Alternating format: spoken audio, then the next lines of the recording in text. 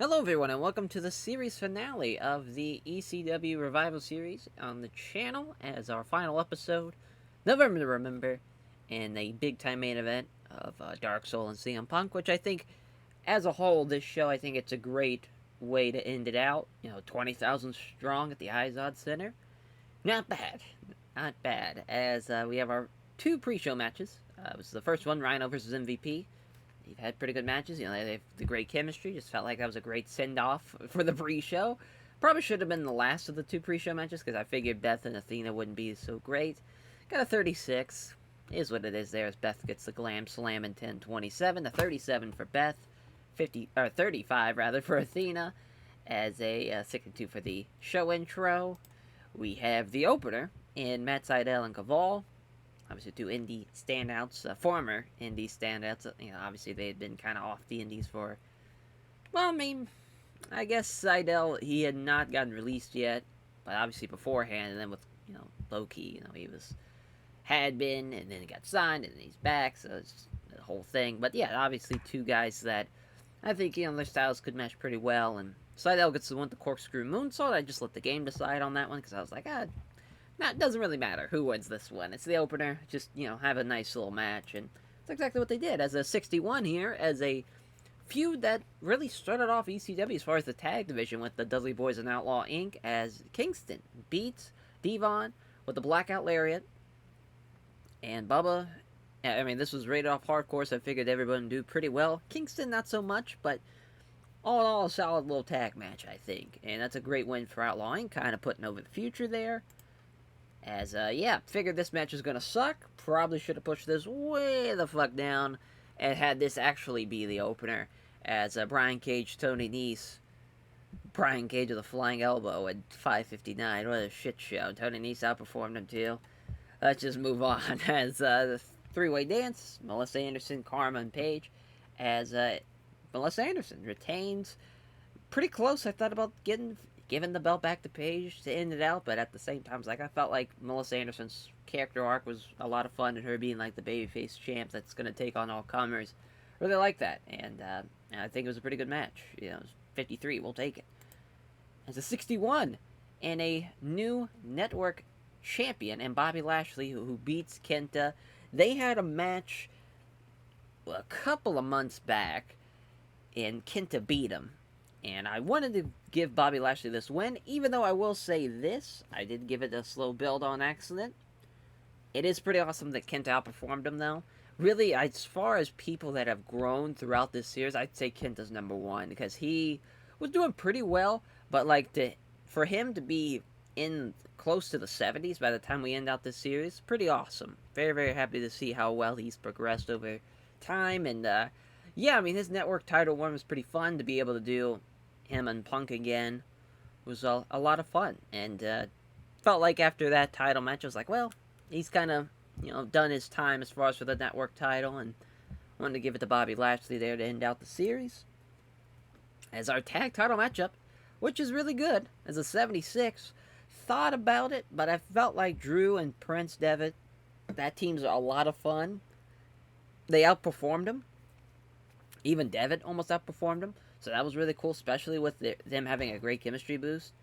Got the crowd buzzing. It was a great little co-main there. I mean, that's really, really good as Devitt and McIntyre make their first defense of the ECW tag team titles. And just felt like they were a great tag team to end out the series on as champs, because they were a lot of fun as the babyface champs. And yeah, I mean, this is kind of like the pinnacle of the series. And just kind of understanding that going into this, having Punk and Dark Soul, this big time match, it felt like this was the perfect opportunity to write off the series, to end it on a great high note. And it's with the babyface and CM Punk beating Dark Soul.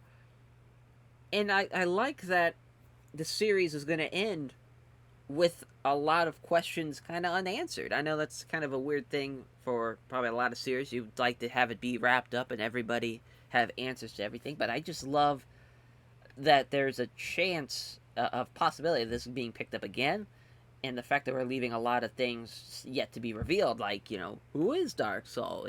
Who's gonna take on Punk after this, and just kind of the story of it continuing. in my head, I felt like that was a lot of that was a much better jumping off point than like bringing the series to a halt in story, let alone obviously here, just kind of describing it. So I love the match. Punk gets the one to go to sleep too in 22 minutes. 90 for Punk, 83 for Dark Soul. Best match of the series, and I just feel like that's the perfect way to end it. We got an 80 overall show. Yeah, I mean the series, it's it's bittersweet anytime you end the series off, but I think this ended on a great point, much like the CWA series that we did, where I felt like ending it with Brody as double champion just made sense as a final, farewell. And having Punk beat off, the House of Black and stopping Dark Soul in the main event of November to Remember, November to Remember, trying to make it as the big show for ECW. I just felt like it was a great stopping point. As for what's going on next, we're not even going to do a post show speech or anything. As for what's next for the channel here, what is happening, on Saturday. Talked about it in the last video as far as the new series is coming tomorrow, as you're seeing this.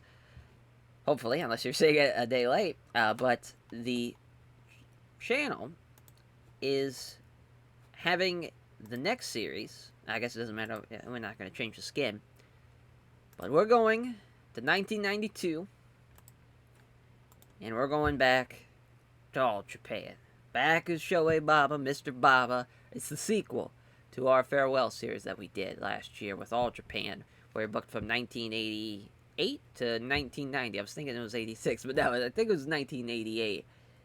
And that was a great series. I had a lot of fun doing it. And to bring it back, for the sequel, it's around I think it was 2 years ago now, where we sent that off as far as ended that series, and obviously it was the last thing for TW 2016.